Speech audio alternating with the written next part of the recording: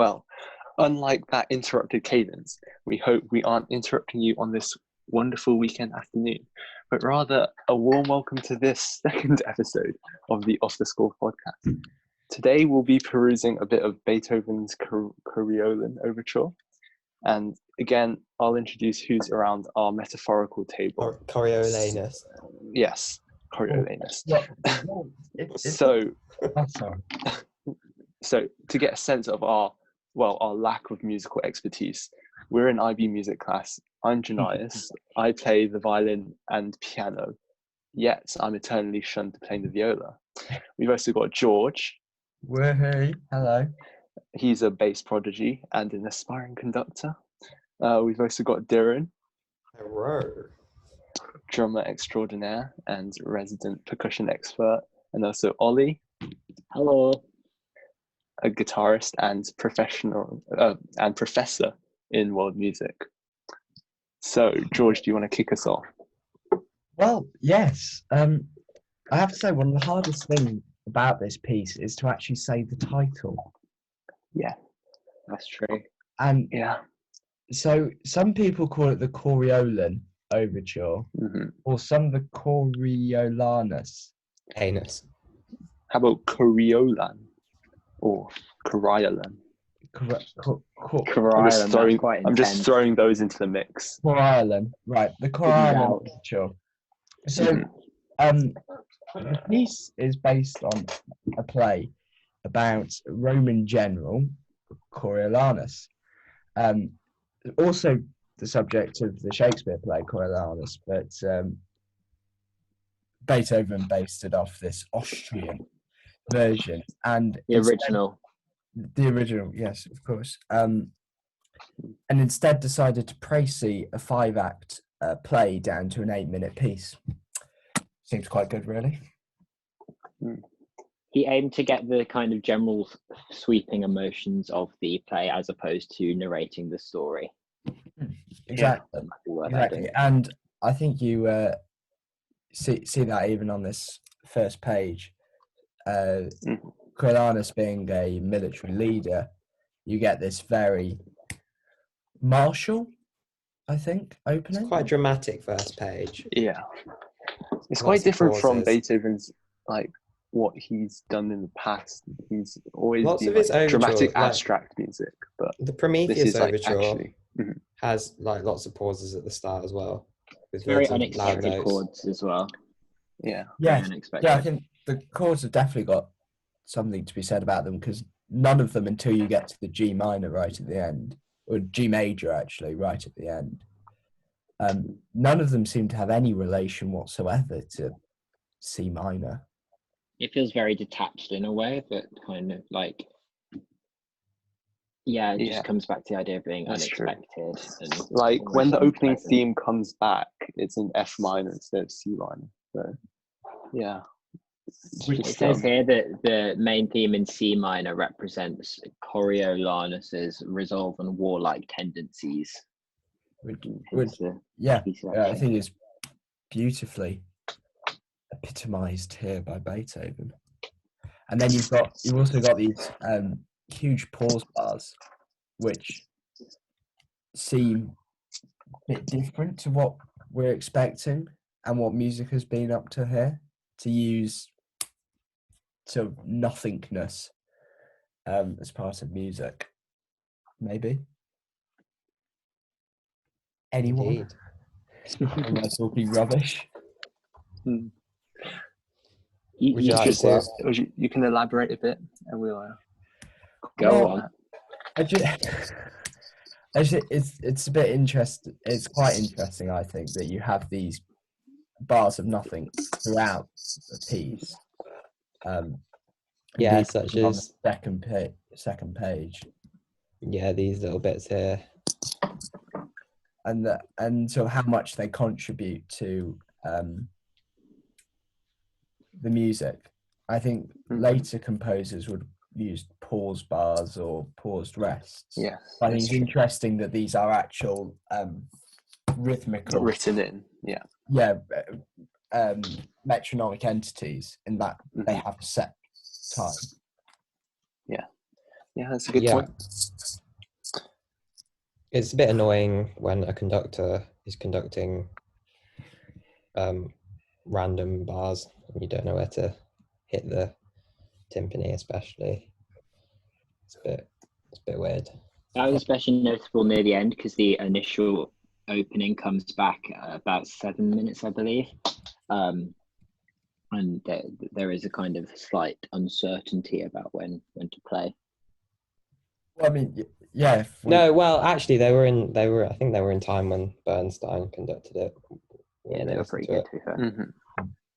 Well, as we're at the last page, should we talk about the ending? It's always good to start with. It's a very sad ending. I agree. It starts next to Beethoven over there. Oh, another pause there. Yes, yeah. Well, it's quite a surprising ending. Don't know about for you. It's one of those tame down, like quieting, like that links into the idea of the play, because it says in this version Coriolanus eventually gives in to tenderness, and then tenderness is being described here as the E flat major theme. And it's kind of a softer way to close. Yeah, and even how if you look at the cello part at the last page, it's just the opening theme again. There. Yes. Well, I think it's probably the coda, I'd say. Yeah. The piece does follow a loose kind of sonata form, anyway. But stick the coda on the end. Yeah. Well, if you look at the cello parts, from sort of here, hang on, I can't draw. There we go. If you look at the cello part from here to the end, then you see the theme in its entity, and then it's broken down into triplets, and then it gets slower and slower as you get towards the end, which is quite nice, wallowing in sadness of the end. Yeah. What's the word again for when the rhythm itself, like the tempo change, is written into the rhythm itself? Harmonic. No. Nesting. Yeah. What was that?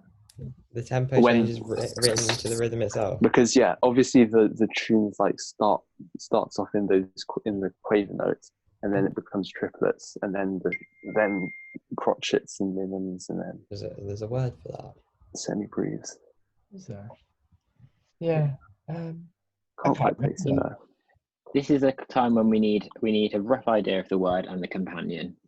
Well, yes, or grove, Grove, yeah. Or we just need a musical expert really to tell us. Yeah. I mean, of course, us ourselves are somewhat musical experts, but can't know everything. It brings back memories of studying the table of time. So boring. What's the so hard.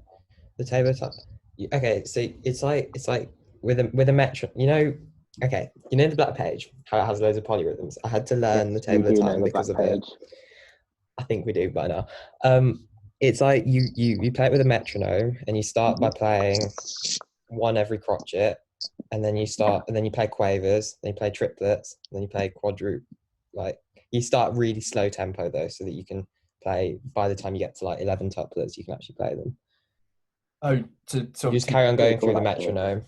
How to subdivide? Yeah, it's basically learning subdivisions of polyrhythms. That's good.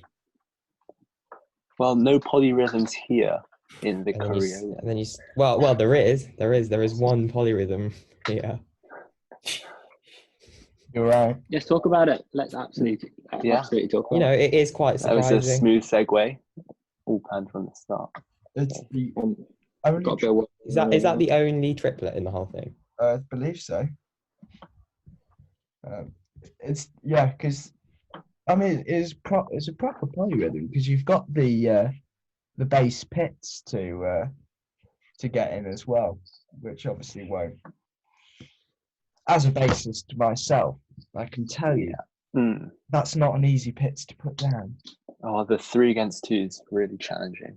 Really challenging. The three against. Are you talking about how challenging the 3 against 2 is? No, it was sarcasm. I know it's like 7 against 11, so just like light work. But Yeah, they really are. cool. But there are some interesting rhythms, if not polyrhythms. Then there are some interesting rhythms in this piece, I think.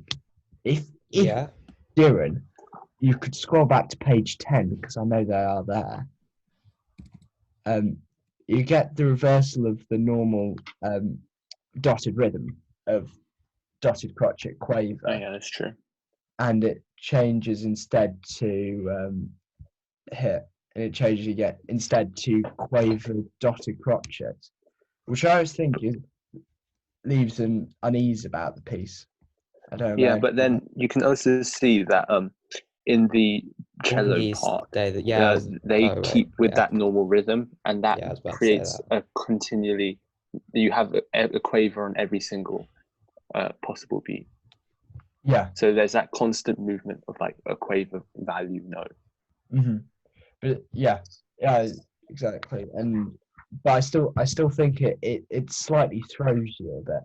Mm-hmm. Yeah. It's not a bit jarring. Just like. Do you want to talk about the structure of the piece? Sure. Yeah. I think that's quite important if we're gonna. So we already know it's look at it as a whole. Somewhat sonata form that would constitute an exposition, development, and recap. And I think we could identify those as well. Where's the main tune come in? We definitely see the recap about 7 minutes in because that's when the opening returns, but it takes a different turn from there. Yeah. So I think definitely we're here. We're in the thick of the first subject, and then there's the second.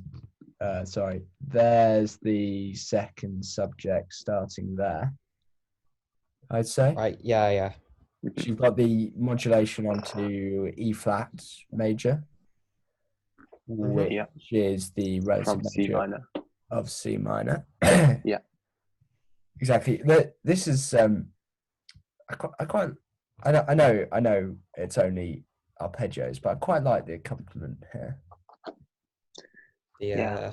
And of course, common type of like those constant moving quavers.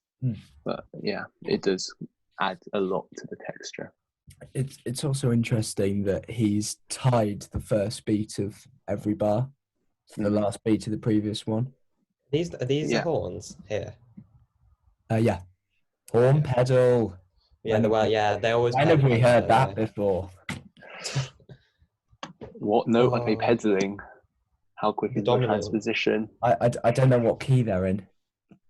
Oh, it looks like if it's B flat, they're pedaling the dominant. Corny in E. Is it in E? It's in E. Indeed. Wait, what? What? Written C sounds in E, which means that. So upper major third. No, so it's G. Wait, I'm reading bass clef. It's in treble clef.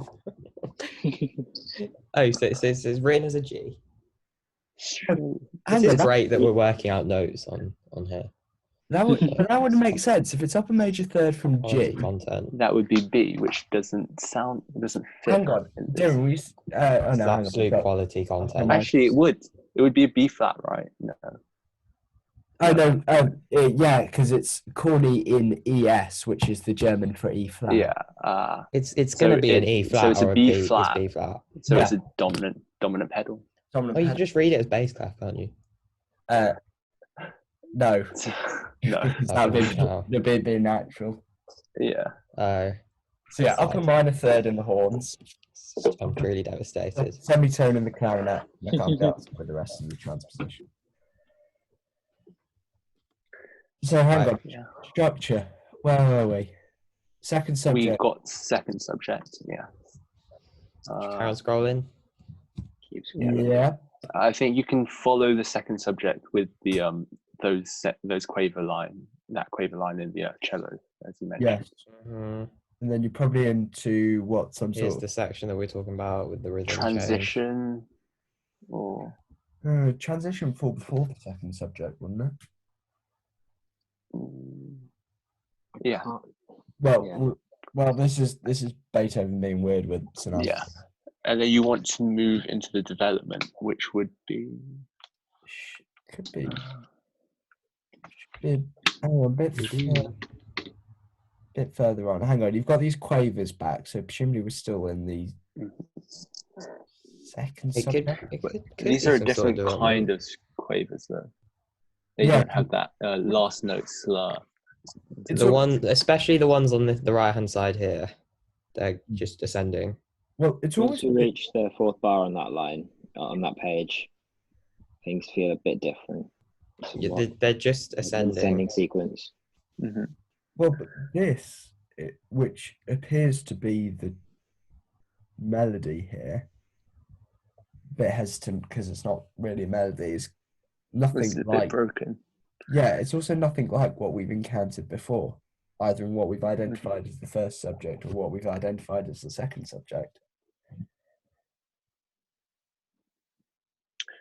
I think we need a diamond to cheer everyone up. All right. It's interesting how like the violas in that area get the part where they just become semiquavers, doubling up. Yeah. Just thickens. Good conspiracy against the violas. Yeah, clearly. And then hang on. So this must be then the. Oh, hang on. Do we go back to the page? There you are. No, forward again. I think. There we go. That page. No, back page. Wait, look on the right hand side. That's the transition from subject 1 into subject 2. Sorry, if you go back a page, there is the opening again. Yes. On the dominant. And then that transition between the first and second subject again over here. Yeah. So we'd assume this is the recap then. So that would be on the. Is that in a different key then? That's doing all sorts of shit. That's on 1 instead. Oh no, this would be on 1 instead, wouldn't it? Yeah, which makes sense because it's on C major, which is essentially 1. Mm-hmm. It's on the tonic major, maybe. What do we get towards the end here then? So I think the recap was in F minor. Yes, which is sort of make you think that. Interesting choice, don't you think? Yeah. Well, yeah, it's the subdominant, and I don't know. Would we assume that it would be the dominant when we come back to it? But or the tonic indeed. If it's the recap, we'd expect it to be. I think the tonic. I don't think that's right. Okay, but even still, F minor is a surprising choice. Yeah. Mm-hmm. And F minor was the first definitive chord of the piece. Yeah, it says here that the music literally falls apart as you reach the end because you've got the softer second subject, which is kind of true. Second subjects are quite. There's a lot more dynamic changes in the. Like it keeps on switching between things. Or am I just getting? As you mentioned, dynamics. It's probably important to mention the use of fortissimos, which wouldn't have been all over the place. Which wouldn't have been a common occurrence at all at the time. And what makes it even more clear is like there's a fortissimo 2 bars straight after there being a fortissimo already. Exactly. And so it's like reiterating, re-emphasizing to well, such an extent. Beating. Maybe because it was written in his later years, he wanted to actually hear the orchestra. He was going deaf after his first symphony in 1800, so yeah. And this was 1807, so he could hear bits when even towards the end of his life.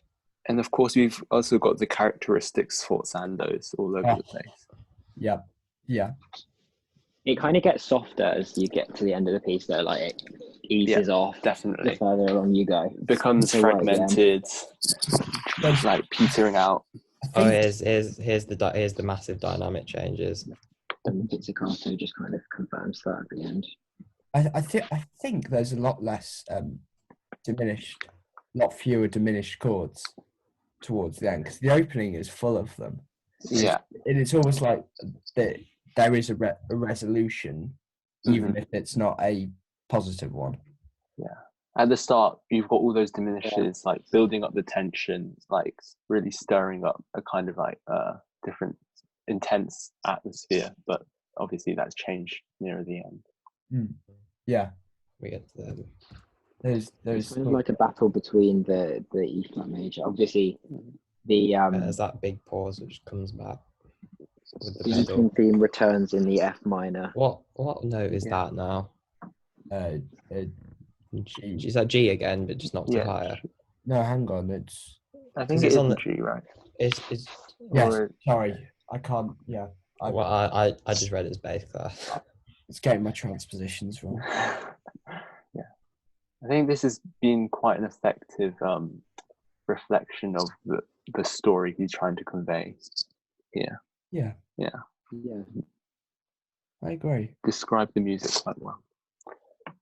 Yeah. Brings back the ending. Yeah, there is certainly G sus7. It's the holy chord. Where is that? No, there isn't one. It's just the holy chord. I'm sure if you look hard. Nice, can you play us a G sus7? I'm not sure if I can. Oh, that's a shame. Sorry, it's the Jesus chord, so I thought I'd just quickly mention that. Thanks for that. That's really made my day. And that's how it is. Excellent. Well, Right. There's a smiley face. Does anyone else want to say anything about the piece? I think we've spoken well about the piece. Not wearing high heels. We gave it a stab. Yeah, I think sometimes we need a director of music to direct our conversation. Yeah, I think, yeah. I'm just staring at awe in this masterpiece of a drawing. I mean, What do we think of the piece as like a body of music? Do we like it? I like it. I think it's really hairy, good. this guy. It's a bit hairy. It's all right. It's not bad. It's dramatic. It's loud. It's minor. What more do you want from Beethoven? It does its job. You know, he comes, he sees, and he conquers. Really. Right. It's that I think next time we're before gonna venture out of the classic world, like the typical, famous works. Here's a clue for defying all the you conventions. to digest. Then we might be talking about some rather scary shoes, or we might be talking about a specific location. Right. Well, on that note, I think as we're talking about Beethoven, we should wish a very happy anniversary to him. Oh, when was his birthday? I don't know, but it was. We'll wish him an anniversary anyway. It was that's why I said anniversary, not birthday. It's 250 years ago since his birth. Happy birthday, Beethoven. Happy anniversary. Many happy returns. And not only Beethoven, but it's also Karajan's 112th birthday today. What about Coriolan? I have no idea. Coriolanus, none of them. People just skip to the end of the video. They just see this. Well, alrighty. Well, that wraps things up, I guess. On that note, Bye then. Thank you very much. On that note, see you next time. Goodbye. Ta-ra. Wow.